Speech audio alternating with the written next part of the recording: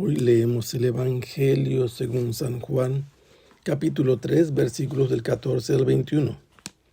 En aquel tiempo Jesús dijo a Nicodemo: así como Moisés levantó la serpiente en el desierto, así tiene que ser levantado el Hijo del Hombre, para que todo el que cree en él tenga vida eterna. Porque tanto amó Dios al mundo que le entregó a su Hijo único, para que todo el que cree en él no perezca, sino que tenga vida eterna. Porque Dios no envió a su Hijo para condenar al mundo, sino para que el mundo se salvara por él. El que cree en él no será condenado, pero el que no cree ya está condenado por no haber creído en el Hijo único de Dios. La causa de la condenación es esta: habiendo venido la luz al mundo, los hombres prefirieron las tinieblas a la luz, porque sus obras eran malas. Todo aquel que hace el mal aborrece la luz y no se acerca a ella, para que sus obras no se descubran. En cambio, el que obra el bien, conforme a la verdad, se acerca a la luz, para que se vea que sus obras están hechas según Dios. El pasaje que hemos leído pertenece al Evangelio según San Juan y es presentado en la ciudad de Jerusalén durante el horario nocturno que le permite a un hombre de los jefes de Israel llamado Nicodemo ir amparado por la oscuridad a visitar al Señor Jesús en el lugar donde se hospedaba. Y le dice que él y otros han visto que los signos que Jesús hace solamente pueden venir de Dios y que lo reconocen a él como maestro. ¿Quiénes son los que han reconocido esto? Puede ser que Nicodemo y José de Arimatea y alguno otro de los jefes de Israel. Porque lo vamos a ver en el transcurso del Evangelio, cómo Nicodemo toma partido por Jesús discretamente primero, defendiéndolo, y después, junto con José de Arimatea, al final lo harán descender de la cruz con su cuerpo ya muerto. Nicodemo es un nombre griego que se deformó en el hebreo y dice en el nombre Nadkimón, que significa pueblo victorioso, vencedor del pueblo. Por el nombre algunos piensan que es un personaje ficticio, pero ya hemos escuchado que se trata de un personaje real, concreto, que defendió a Jesús y al final lo sepultó después de haberlo ungido con los aromas. Se nos dice también que es un fariseo y que es de los jefes de Israel, uno de los 71 miembros del Sanedrín, al que pertenecían sacerdotes, ancianos y fariseos. Además era maestro de la doctrina farisea. Por eso cuando viene con Jesús, Jesús le dice que es necesario volver a nacer para ver el reino de Dios, y no lo entiende, y Jesús le dice: ¿cómo tú, siendo maestro en Israel, no entiendes estas cosas? Y por eso le dice que tiene que nacer del agua y del Espíritu, y le dice que el Espíritu sopla donde quiere, pero no sabe de dónde viene ni a dónde va.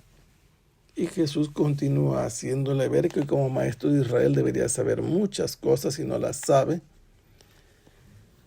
Y lo va introduciendo un discurso importante. ¿Cuál?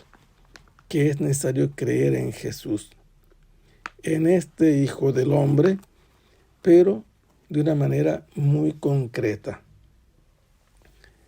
Dice: así como Moisés en el desierto levantó la serpiente, así tendrá que ser levantado el Hijo del Hombre, para que todo el que cree en él tenga vida eterna. Esto es decisivo para obtener la vida eterna. ¿Cómo es que Moisés levantó la serpiente en el desierto?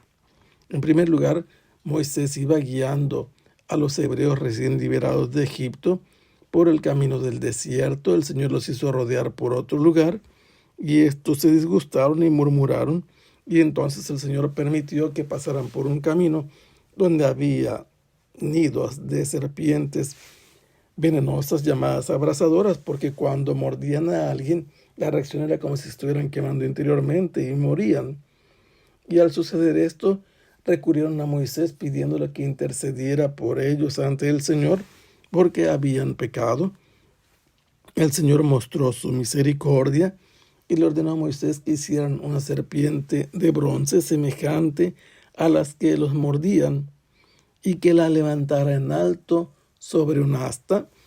Pero si nosotros tenemos en cuenta que era una muchedumbre muy numerosa que iba avanzando en filas largas, para que pudieran ver la serpiente en el asta, debió haber sido con un travesaño, porque si colgaba la serpiente de modo vertical en un poste no lo podían cargar en el desierto, era un asta, un palo más delgado, y si la ponían vertical, solo verían a lo lejos un asta. Y entonces tuvo que poner un travesaño para que se distinguiera esa serpiente a lo lejos por las miradas de los que habrían sido mordidos por las serpientes, y todo aquel que las viera, que viera la serpiente de entre los que habían sido mordidos, quedaban vivos. Pero dice el libro de la sabiduría que el que volteaba a ver esa serpiente no era curado por lo que veía, sino por Yahvé, que es el Salvador de todos. Y por eso llama a la serpiente símbolo de salvación. Esa serpiente fue remedio contra la mordedura de las serpientes venenosas. Y es por eso que Jesús dice que de la misma manera que Moisés levantó en el desierto la serpiente, también el Hijo del Hombre tiene que ser levantado. ¿Cómo?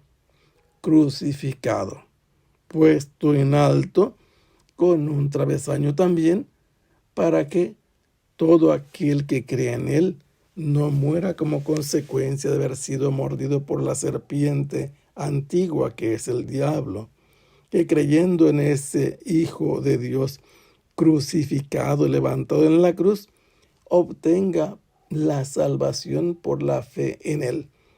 Quien crea en Jesús crucificado se va a salvar.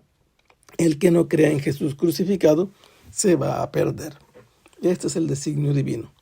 Por eso el signo de la serpiente en el desierto apuntaba al futuro, en el modo en que Jesús sería levantado para librarnos del efecto de la serpiente antigua que con su veneno lleva a la muerte eterna. Y explica el significado de todo esto, porque Él es el Hijo de Dios, de un Dios que ha amado tanto al mundo, que le ha concedido el don de su único Hijo. Y este Hijo que se ha encarnado y que va a ser crucificado, ha venido para que nadie de los que crean en Él perezca, sino que por el contrario, viva eternamente. Dios, que ama tanto al mundo, ha enviado a su Hijo no para condenar al mundo. La intención de Dios es salvar al mundo, pero salvar al mundo a través de su Hijo crucificado, levantado en la cruz, y a través de la fe que se tenga en Él.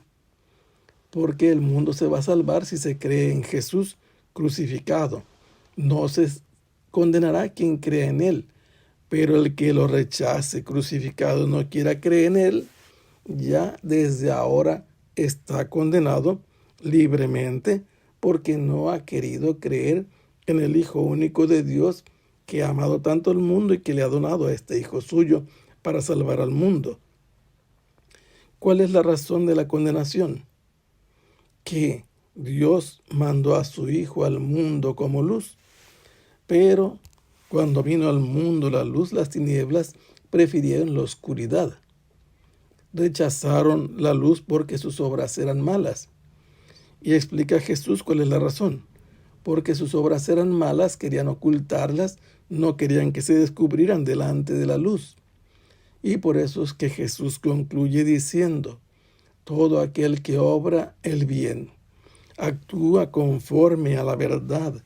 Y si actúa conforme a la verdad, busca la luz, se acerca a la luz, para que sus obras puedan ser descubiertas como hechas conforme a la voluntad de Dios.